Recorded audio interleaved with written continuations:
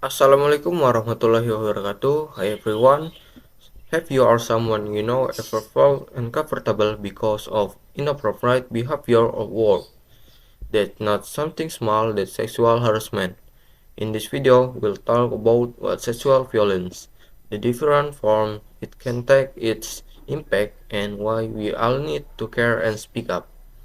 Because staying silent is not an option and prevention starts with awareness. Let's get started. Pertama, kita harus tahu dulu apa itu kekerasan seksual. Kekerasan seksual adalah segala bentuk perilaku seksual yang dilakukan secara paksa, tanpa persetujuan, atau terjadi dalam kondisi ketimpangan kuasa. Contohnya bisa sangat luas, tidak selalu harus fisik, bisa juga berupa pelecehan verbal seperti komentar cabul atau rayuan yang tidak diinginkan. Bisa juga intimidasi secara psikologis yang membuat korban merasa tidak nyaman, terancam, atau tertekan. Intinya, kekerasan seksual bukan hanya soal tindakan, tapi soal pelanggaran terhadap hak dan rasa aman seseorang. Dan ada selanjutnya, bentuk kekerasan seksual. Ada banyak bentuk kekerasan seksual yang kita harus waspadai. Di antaranya, satu, pelecehan seksual, yaitu bisa berupa sentuhan yang tidak diinginkan, komentar seksual, atau isyarat yang melecehkan. Kedua, pemaksaan hubungan seksual dilakukan tanpa persetujuan walau dalam hubungan sekalipun.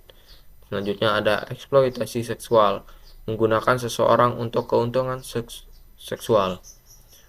Selanjutnya ada perkosaan, yaitu bentuk paling ekstrim dilakukan secara paksa. Selanjutnya ada intimidasi seksual, yaitu mengancam atau memaksa korban dengan tekanan psikis. Selanjutnya ada catcalling, yaitu bersiul atau berteriak dengan komentar seksual di jalan. Selanjutnya ada penyebaran konten intim tanpa izin, seperti menyebar foto pribadi korban. Semua ini termasuk dalam kategori kekerasan seksual. Selanjutnya ada dampak kekerasan seksual. Kekerasan seksual menimbulkan dampak yang sangat serius baik bagi korban maupun masyarakat. Dampaknya meliputi psikologis. Korban bisa mengalami trauma berat, depresi, hingga PTSD atau gangguan stres pasca trauma. Selanjutnya fisik, yaitu bisa menimbulkan luka, penyakit menular, hingga kehamilan yang tidak diinginkan. Selanjutnya sosial. Korban sering dikucilkan, disalahkan, dan kehilangan rasa percaya diri. Selanjutnya ada ekonomi. Biaya pengobatan yang mahal atau kehilangan pekerjaan karena gangguan mental akibat trauma. Dampaknya bisa berlangsung bertahun-tahun, bahkan seumur hidup, jika tidak ditangani dengan baik. Selanjutnya, mengapa ini masalah serius?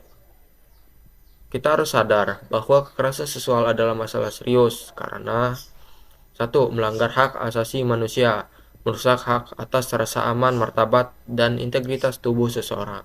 Kedua, dampaknya luas. Tidak hanya fisik, tapi juga psikologis, sosial, ekonomi, dan hukum. Tiga, korban sering takut melapor karena takut dihakimi, dianggap berbohong, atau malu. Keempat, terjadi di lingkungan terdekat, seperti rumah, sekolah, kampus, bahkan tempat kerja. Yang kelima, penegak hukum masih lemah. Banyak pelaku tidak dihukum atau korban tidak mendapatkan keadilan. Keenam, menghambat kemajuan sosial.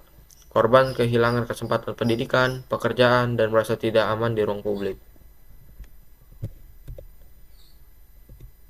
Selanjutnya, itu bagaimana sih cara mencegah kekerasan seksual?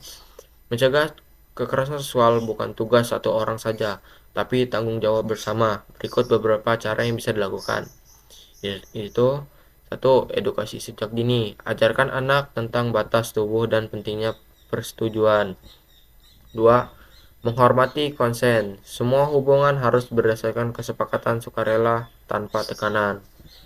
Tiga, ciptakan ruang aman, baik di rumah, sekolah, kampus, maupun tempat kerja. Keempat, tolak seksisme dan budaya patriarki, seperti candaan yang merendahkan perempuan atau anggapan bahwa laki-laki harus dominan. Dan kelima, dukung korban, jangan menyalahkan. Percaya dan dengarkan cerita korban tanpa menghakimi.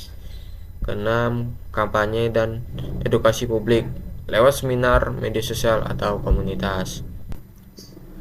Dan ketujuh, penegak hukum yang tegas. Pelaku harus dihukum secara adil dan korban harus dilindungi.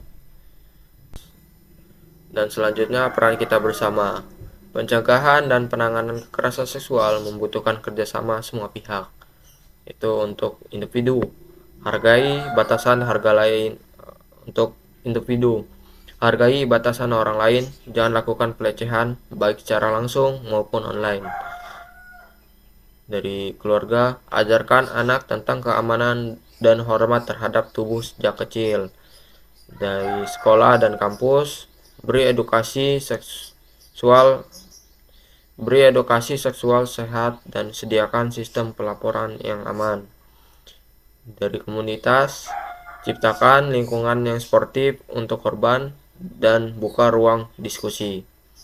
Dari tempat kerja, buatkan kebijakan anti kekerasan seksual serta pelatihan bagi karyawan. Dari pemerintah dan penegak hukum, tegakkan hukum, bantu korban, dan beri akses pada layanan perlindungan serta konseling. Sexual violence can happen anywhere to anyone, but we can all be part of the solution. Start with small steps. Educate yourself, show empathy, and speak up. If you are a victim or if you know someone who is, don't stay silent. Seek help, report it, and support each other. Together we can create a safe environment free from sexual violence.